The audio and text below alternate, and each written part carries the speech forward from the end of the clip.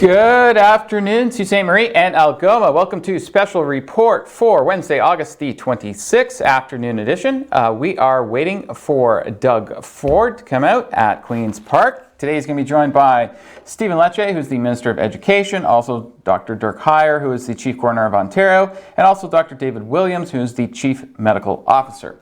And now we're going to go over to Weather Daniel for the forecast. What's going on, buddy? Thank you very much, Chris, and good Wednesday afternoon to everyone. Bit gloomy today, and we do have a special weather statement in effect until this evening, till around 11 p.m. at this point. So I'm going to just quickly read that off and brief that for everyone. So this includes Sault Ste. Marie, St. Joseph Island, Searchmont, Montreal River Harbor, and Batchewana Bay. Thunderstorms with heavy rain are possible up until tonight, and they could produce local amounts to 50 to 75 millimeters. And the location is the area stretching from Sault Ste. Marie and Sudbury southeast across Georgian Bay to Lake Simcoe and the Kawartha Lakes. Environment Canada will continue to monitor this, and of course you could always report severe weather by tweeting ON Storm as well on Twitter. Of course, this is a big area that this storm, these systems are covering all of Southern Ontario as well, so it's not just our area, so keep that in mind. That special weather statement is in effect. If there is any updates, we will post them to SiouxOnline.com and let you know. Okay, we're going to get right into our live view right now, which is sponsored by wirelesscom.ca, and you will see that it is cloudy out there, and we are expecting to see showers and rain on and off, with that potential for some strong thunderstorms throughout the day and the evening.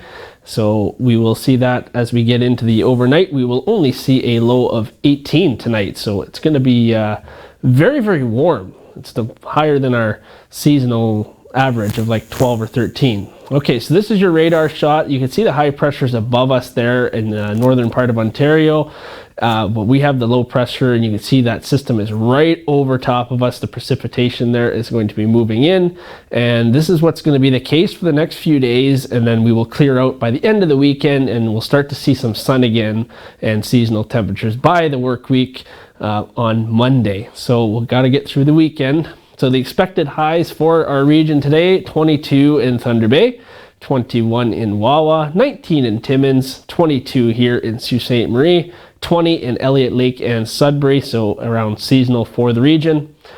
17 is your expected low overnight in Thunder Bay and Wawa, 13 in Timmins, the cool spot. We are the warmer spot overnight, 18 degrees, 17 in Elliott Lake, and 16 in Sudbury. So as you'll see on our 3-day, we have lots of rain and thunderstorm icons going on up there. Thursday, you do see that chance of a thunderstorm and some showers in the morning. And then a mix of sun and cloud will happen in the afternoon. Winds will become northwest 30 kilometers as well. And you do have a humidex of 30 on Thursday and a low of 16 overnight. Friday, we have a mix of sun and cloud with a 60% chance of showers. That's why I have that icon up there, because we will most likely see something. And then overnight as well, low of 16, and a 60% of chance of showers. Too many sixes. Saturday, high of 19. We cool down a couple degrees, low of 13. And Saturday, we will see maybe another chance of a shower as well, 50 to 60% at this point, and then a mix of sun and cloud. So that's pretty much the same story over the next 3 days. And then you'll see here, our weather is sponsored by Northern Lights Detailing, which is located at 632 Great Northern Road, where they don't cut corners, they clean them. They are also home of the Topless Tuesdays and the $20 quickie washes and all that fun stuff. So make sure you go check them out for all your auto detailing needs. So on your 7-day, continuing on, Sunday and Monday, we have the sun out and a few clouds. Tuesday, it's looking like a sunny day right now. And Wednesday, we get a few clouds once again and mainly sunny. 19 to 23 degrees between those days. And then our overnight lows are all over the place there, with a low of 12 on Sunday and then back up to 15 by Wednesday. So we will see those fluctuate as well. This is our Weather Watcher photo for today, sent in. This is from Richards Landing, St. Joseph Island area. And it's a beautiful shot there. right through the trees looking at the lake. So if you want to send in your photos and videos weather related, please send them to ontvweather@gmail.com and include your name and location, and we will get them up on the Weather Watcher. And we want to remind everybody, go to SiouxOnline.com. You can stay updated on all our news and weather alerts by going there, and also stay connected with us by clicking on the Stay Connected bar. Like us on Facebook, subscribe to YouTube, follow us on Twitter. It's all there for you. Okay, going to send it back over to Chris. Thank you very much, Weather Daniel, for that forecast. Looks like we got a bunch of storms coming our way over the next few days, so it doesn't look like I'm going to get that beach day in on Saturday. Okay, the Algoma District School Board has come out with their back-to-school schedule. It is a staggered schedule, so you can go to our website, siouxonline.com. It's one of the top 5 featured stories at the top of the page. You can click on there and you can find out what day are your kids starting school. They could start anywhere between the 8th and the 14th, depending on what grade they're in, because they are doing a staggered return to school. Also, the remote learning for all kids will begin as well for kindergarten through grade 12. So make sure that you check your schedules and make sure you show up the right day, go to the bus on the right day, etc. But all that info is at Sioux Online. Okay, now, for the first time in 6 days, we're below 100 new cases for COVID-19. We've popped back down to 88 new cases and 2 new deaths. 29 of the 34 public health units had 5 or fewer cases, and 20 of the health units reported absolutely no new cases at all, including here in the Algoma district. Now, we have just over 1,000 cases still active in Ontario, and we did 22,000 tests. And the positivity rate on that is 0.4%, which is incredibly low. Also, the continuing trend, 59% of the cases were in people 39 and younger.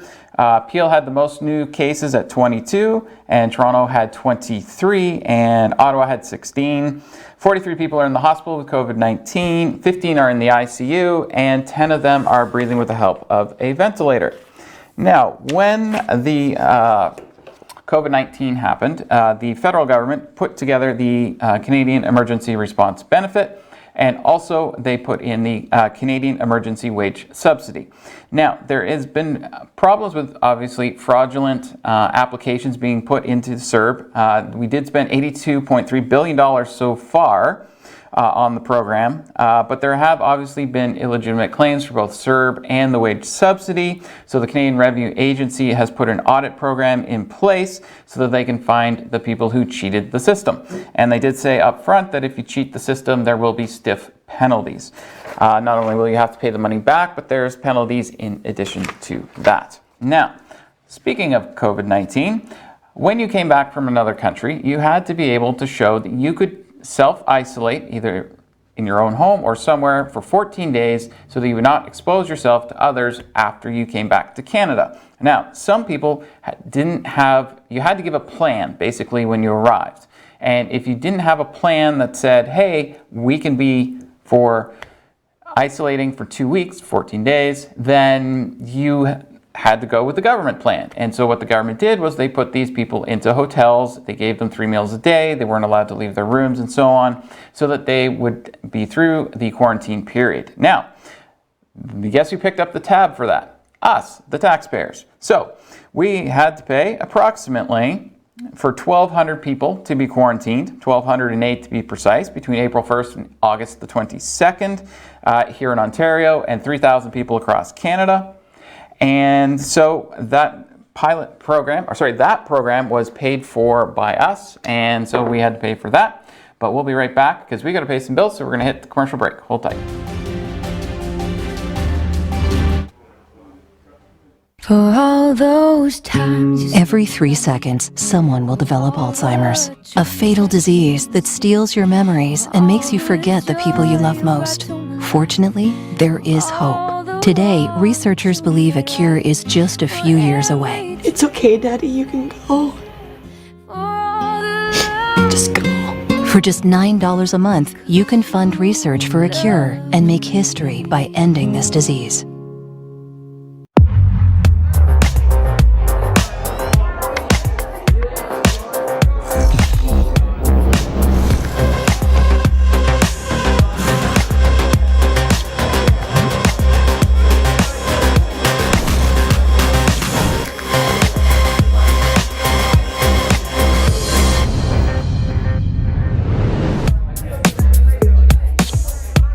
A message from the Government of Canada.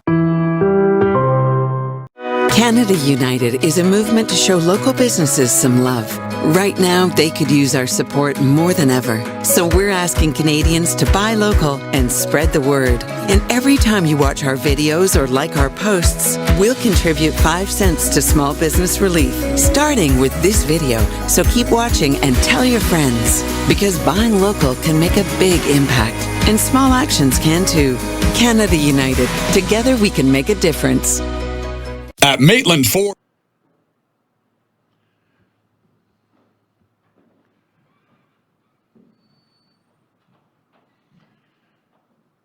Well, good afternoon. It's all hands on deck right now when it comes to getting our kids back to school safely this September. We have spared absolutely no expense. We have taken every step possible, and I am proud that Ontario has the safest, most cautious plan in the entire country right now. And that means dedicating nearly $900 million. That's $900 million to make sure we get this right. Because, my friends, getting 2 million students, getting hundreds of thousands of support staff back to school this September, it's not the easy thing to do, but it's the right thing to do. Because our students, they learn better in the structure of a classroom. They need the social interaction. They need the support of their teachers and peers. And we will always keep their health and safety first. But we can't let our students fall behind. We can't sacrifice the quality of our children's education. That's why I want our kids back in the classroom where they belong. But let me be very clear. I won't hesitate, not for a second, to take further action if we have to. I won't hesitate to do whatever it takes, because the safety of our children will always be our #1 priority. That's why we're hiring 500 new public health nurses for our schools. That's why we're hiring 1,300 new cleaners. It's why we're investing $30 million to hire more teachers and support staff. It's why we're investing $25 million more for cleaning supplies and sanitation. And it's why we invested $50 million to update ventilation systems. We have $18 million to support online learning by hiring dedicated principals, specifically to run online learning. We have $60 million for masks for all staff and students who are unable to afford a mask. $73 million to support aggressive testing in Ontario's secondary schools. $40 million in cleaning for school buses twice a day. $10 million for health and safety training for teachers and staff. $10 million in funding to support special education students, and $10 million in new mental health support for students. My friends, we have an extremely robust plan, the safest and most cautious plan in the entire country. And today, the federal government has announced that Ontario will be receiving an immediate payment of $381 million to support schools reopening. This is good news because, as I told the Prime Minister during our meeting last Friday, when it comes to keeping our kids safe, we're all in this together. School boards, education unions, school trustees, we all have a role to play. We all have a responsibility when it comes to keeping our kids safe in schools. Our medical experts and education officials have developed the safest, most cautious school reopening plan in the entire country. And this funding will only enhance our plan. We will target that funding where the extra supports will be most effective for ventilation, shoring up PPE supplies, additional remote learning supports, enhancing safety measures on school buses, and hiring more teachers and hiring 125 more public health nurses for a total of 625 public health nurses in our schools. And we need to be ready because we know COVID-19 is still in our community. If the last months has taught us anything, it's that this virus can move quickly. So we need to be prepared to move quickly too. That's why today we're releasing our COVID-19 management plans for schools. We have robust plans for schools and school boards so that when a case or an outbreak occurs, everyone knows what to do. so we can quickly find, isolate, and contain the virus. We are providing public health units with guidance on how to assist schools in the event of a COVID-19 outbreak. But we're also providing guidance documents to parents, because as parents, you deserve to see the same information I see. You deserve to know what I know, and to know that when schools reopen, we will be prepared. These guidance documents were developed in consultation with the Chief Medical Officer of Health and other health experts.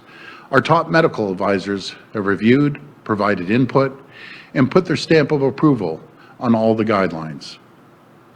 And this important work, it will continue all year. We can't let up, we won't let up. That's why today I'm also announcing that Dr. Dirk Heyer, who has spearheaded the province's testing strategy on health command table, will lead Ontario's efforts on outbreak management in schools, childcare, agriculture, and healthcare, including long-term care. We're not taking any chances. Our kids belong in school. They belong in the classroom with the guidance of their dedicated teachers and the benefit of being around kids their own age. And we are prepared to do whatever it takes to protect them. Thank you, and God bless the people of Ontario. Now I'll pass it over to Minister Lecce.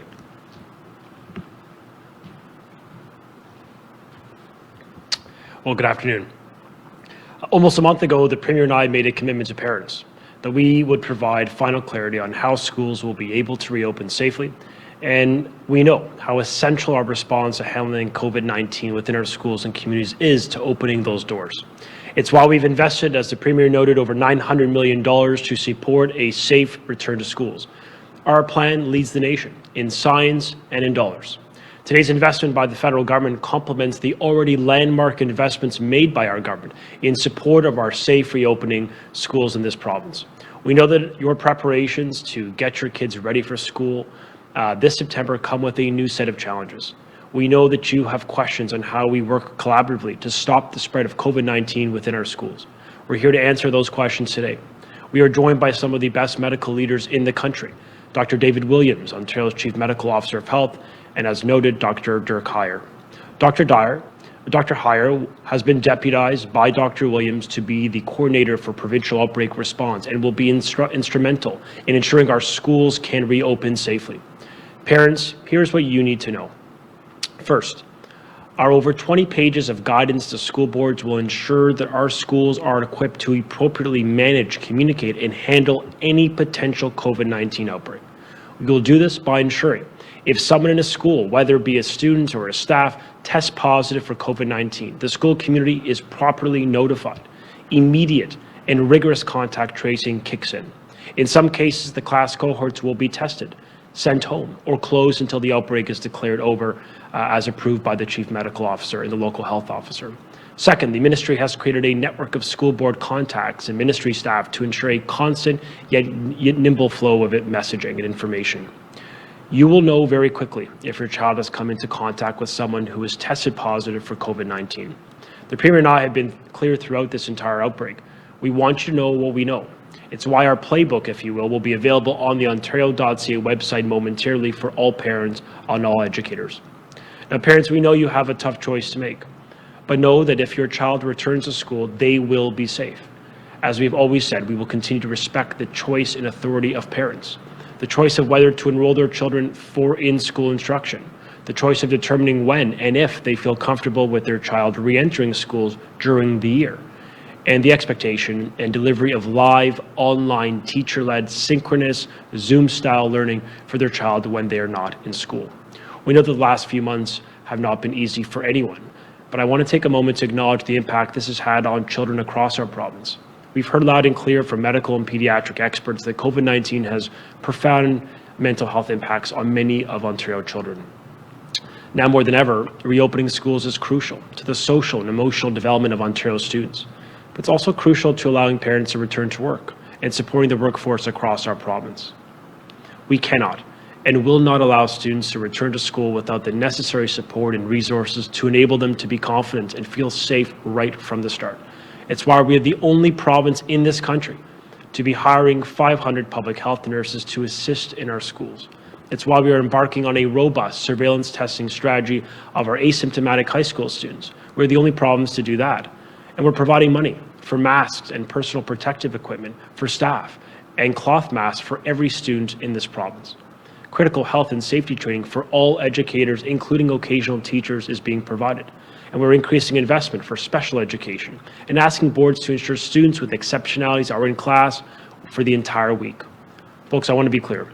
We are being cautious. We're taking extra health and safety measures. We are putting in the necessary dollars, and we're supporting you, the parent of this province. Because as the Premier and I have said all along, we will not put your child or our staff at risk. Folks, we have pulled out all the stops for the 2 million students in our province. Our students deserve nothing less. And I just want to end by saying thank you to our parents, to our educators, and to our incredible students.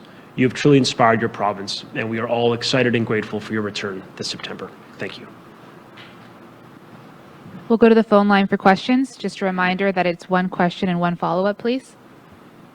Your first question comes from Caroline Alfonso with the Globe and Mail. Please go ahead. Hi, Caroline. Hi, Premier. Hi. My understanding is that you're spending $70 million for teachers from the first half of that funding that you're receiving from the federal government. Yes. Why not the bulk of it when one of the key things that we're hearing from parents is that they're demanding smaller class sizes? Well, we're putting $30 million into that as well. Plus, we have $500 million of reserves, plus $70 million. So we're putting ample amount of money into the teachers, I should say. But on top of that, there's a lot of other areas that are just as important. Making sure that they have enough PPE. They have to make sure that the school buses are safe. But there's a whole list of it, and I'll pass it over to the Minister of Education. Thank you. Thank you for the question. I think it may be helpful for parents to know where we are putting that roughly $381 million that the federal government has provided Ontario. But to answer the question, just for context, of the $381 that will be provided to school boards for September, $70 million is directly provisioned to hire more educators as per the request of many school boards to have more funding available. We've also enabled $100 million of that $381 million to be used for other school board priorities to respond to the challenge, meaning if school boards have identified, for example, that more educators or more EAs for special education students or more custodians, more cleaning staff are required, we've given them maximum latitude to use the first $100 million for that. So, to be fair, school board could use all of it for teachers, plus the $70 million specifically dedicated to hire more of them. And that is pretty significant to build on the fact that we have unlocked, and to be fair, virtually every board has utilized and tapped into the reserves to do exactly that, to do more teacher hiring, which we are initiating. Temporary, one time to respond to an extraordinary once-in-a-century pandemic. But yes, we do believe a temporal one-time investment is prudent. That's why we've done it. But just for context of where we're putting the rest of the money, in addition to the $100 million as that funding for school boards to use to respond to the emergency, $30 million more for PPEs, the Premier mentioned, another $70 million for teachers. We're also providing $50 million to respond to the second wave and or the flu pandemic, having an immediate ability of the province to respond to school boards' needs with monies and resources when that challenge arises. And one of the lessons learned when I spoke to the Minister of Education in New South Wales, Australia, is you need to be ready for the flu season. So having that funding set aside will be very prudent for us to respond. And finally, as the Premier noted, another $70 million, partly overwhelmingly to help reinstate the driver retention program, which really helps to encourage and retain our school bus drivers, which, as you know, has been a challenge for governments for over a decade in Ontario, and to be fair, across the country. And another $25 million on top of that for more cleaning and more latitude for our school boards and our operators to hire staff if required to clean those buses. So this is more funding on top of Ontario's already leading investment in the country, and we think it's going to make a difference. Follow-up? Minister, my second question has to do with the guidance that was put out today on outbreaks in schools. It says that children who are showing symptoms of COVID will be sent home. But I understand there's no mandatory test required before they return to school. So, in some cases, symptoms could lessen before reappearing. So why are you not asking or mandating a test before children return back to the classroom? I'm going to turn the question over to Dr. Williams and or Dr. Heyer to answer.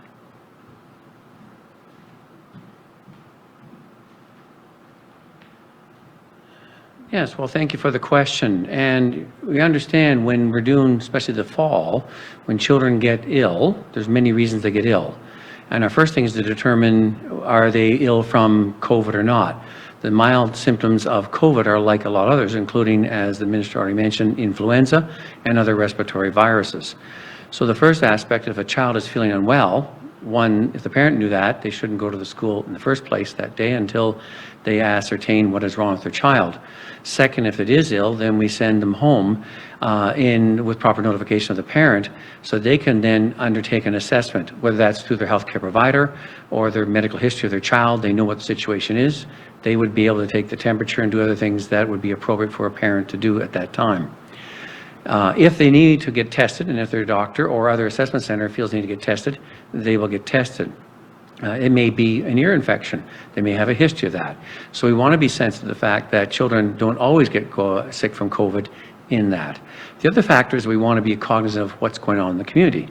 If there's no COVID circulating in the community, that's not always your first go-to diagnosis. If you have widespread influenza, you need to look at that, and the physicians and primary care doctors and pediatricians would be aware of that and would have that discussion with the family and members in that, and would make recommendations back whether they felt a COVID test was necessary or not. Again, we want to make that decision-making kept with the parents.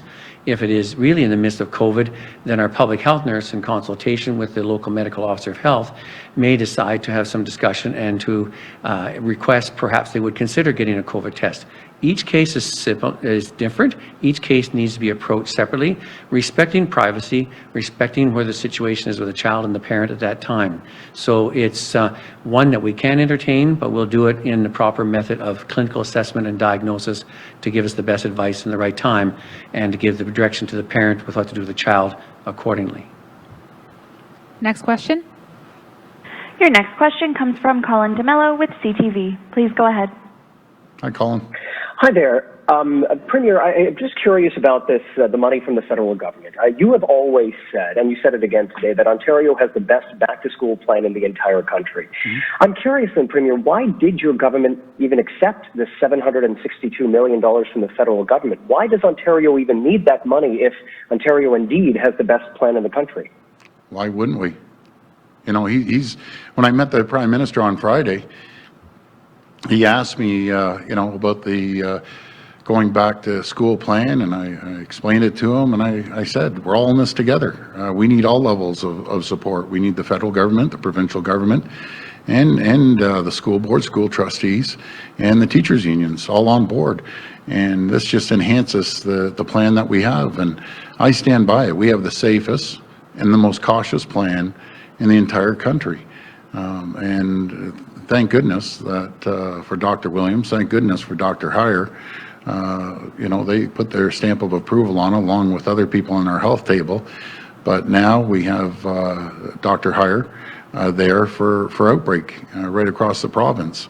And you can't ask for anyone better than Dr. Williams or Dr. Heyer. And I'll pass it over to Dr. Heyer. Thank you. Well, thanks, Premier, and hello to everybody.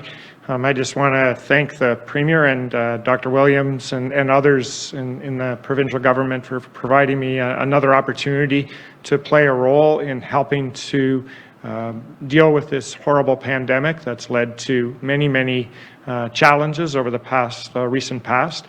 One of the roles that I have is to help provincially take a look and keep a broader view across all the different sectors, working together with many key leaders from all of the different ministries, really to understand what's going on provincially from an outbreak point of view.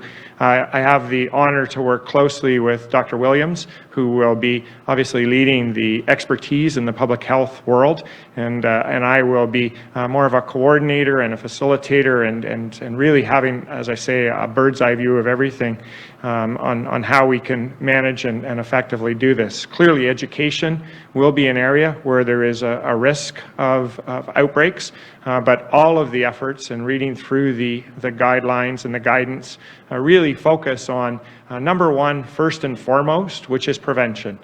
everything would be better if nobody gets sick.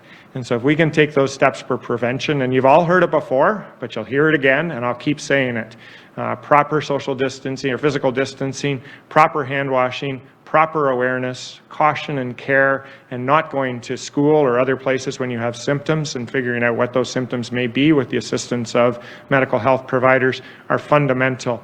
And also the school boards have taken some great steps following the guidance, as well as many others, of keeping track of cohorts, who's with who, and so that will allow, if in fact, which we hope we don't have to deal with, there's an outbreak or an infection, that there can be tracking quickly done by those experts in the public health world.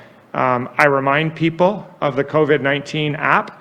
It's something that allows, again, the public health response and is something that is easily downloadable and allows people to have the opportunity, as the experts get involved, to really work towards responding to any positive cases that may be present.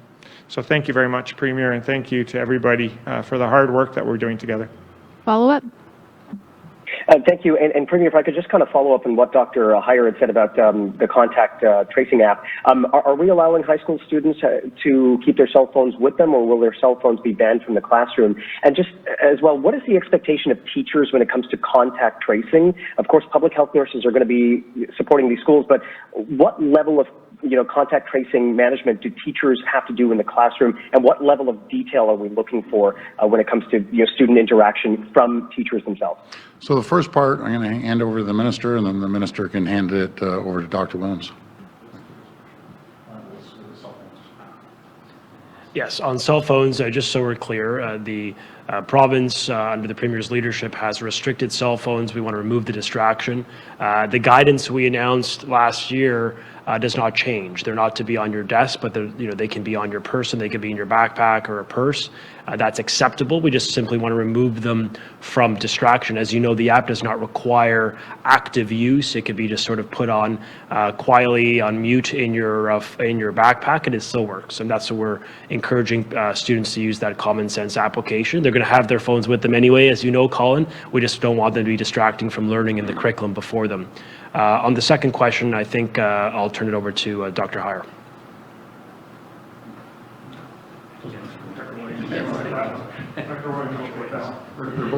That's right, thank you. On the question of the role of the teacher in this, one of the reasons why we're bringing in our public health nurses is that they are there because in these outbreaks, one wants to know, who do we call, who do we talk to, who do we get advice from and direction around issues that relate to public health. And we want them to establish that relationship with the teachers, with the administration, and with the parents, so they get to know who that person is. That means the teacher, if they have some concerns or questions, they should feel free to contact that public health nurse to ask those questions. They may have some knowledge and extra advice to give on that. The nurse would be responsible for identifying if there is a case, confirming that, and dealing with an outbreak. Because in the classroom or the cohort, the teacher is part of that classroom and cohort if there's an outbreak within that cohort identified or cases in there. So the teacher is very much a critical part, especially noticing some illness or behavior among students that they may want to inquire about on the public health nurse. And they want to be kept informed and advised as well, because they're just as interested in the safety of the children as the public health nurse is, as the whole system is. So it's all a team effort, and we play that throughout. So we want everybody doing their part, and the parents are most interested too, not only their child's health, but they want to make sure that the child's health and their friends, their classmates are healthy as well. So it's everybody together, but coordinated through case management and contact tracing through our public health nurse, who of course is connected back to the health unit, to their case contact management team, which is connected back to their MOHs and their AMOHs in their local health unit. So it is a full team approach to deal with any issues if and when they arise. Next question. Your next question comes from Lauren Pelly with CBC News. Please go ahead. Hi, Lauren. Hi there. With all this money coming in for prepping for the school year and all the prep you've done so far, can you just talk a bit about the focus for vulnerable schools where we know there have already been the most COVID-19 cases? Is this still something that you want to focus on and encourage the boards to focus on now that there is this influx of cash as well? Absolutely. We've always focused on, let's say, the hot areas throughout the province, no matter if it's the agriculture sector or long-term care, and as well as schools. But the person that's going to be really focused on that is Dr. Hire. So I'll pass it over to Dr. Hire. Thank you.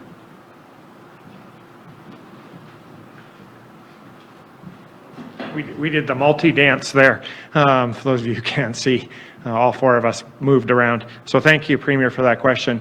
I think that really looking at outbreak response is the goal and the expertise of the public health units. But one of the roles that I will be working with the other leaders in the other sectors is to have an understanding of what is the information, what is the data, what is the potential presence of, as the Premier referred to, as a hotspot or an area where there's infection. And Dr. Williams talked about when there isn't a lot of infection within an area, that would change the potential approach to the interpretation of symptoms or a test result.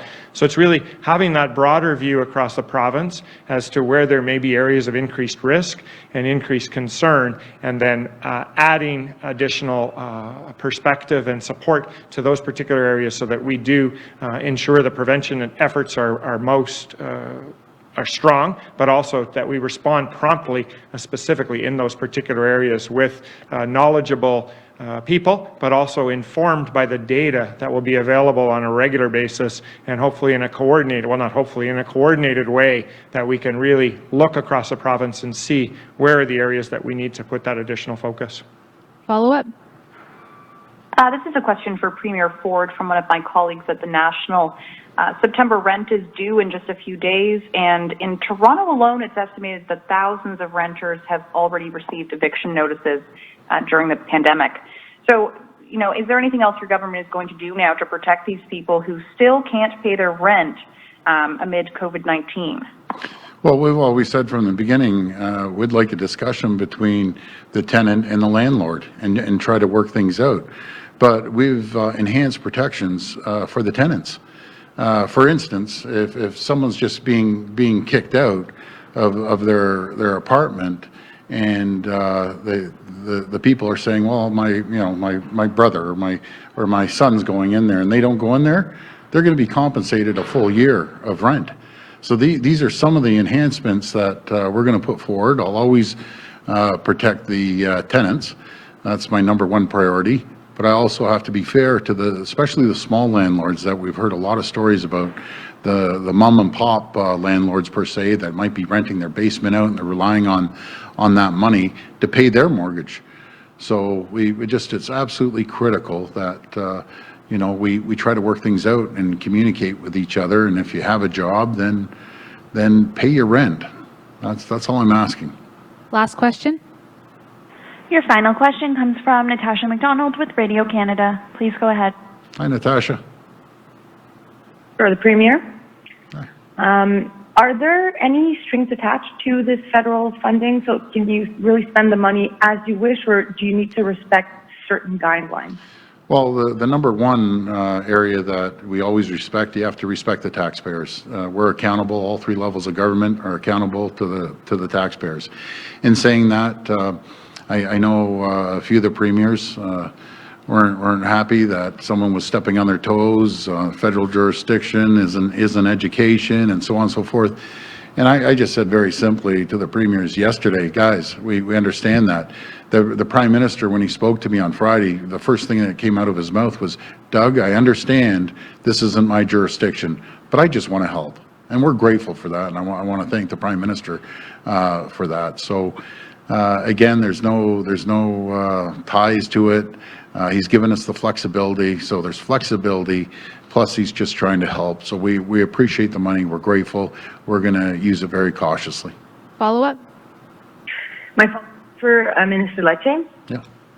So many schools, including French schools, have still not told parents what date exactly they should send their kids back to school. So has your government given a deadline as to when that information should be released? And can you answer in French, please? I will not offend you by attempting to try en français, but that's part of my professional development plan. But For now, what I could just simply say is for all school boards, the obligation is for them to communicate very clearly the start date. If they're staggering the school year, as you know, the government, the premier has indicated we will be flexible and reasonable. So when public health says, look, we could use a few extra days, and the school board agrees, we gave them that. So with respect to French boards, many of whom open early, I guess, which is the basis of your question, yes, they're expected to communicate immediately on that start date. The overwhelming majority of students in Ontario and the overwhelming majority of school boards have landed their plans well north of 75 to 80%, representing the overwhelming majority of the populace. But for those outstanding parents and those kids, they deserve to know, and we'll work with school boards collaboratively to make sure that information flows as soon as humanly possible. Thank you, everyone. Thank you. Great. Thank you, everyone.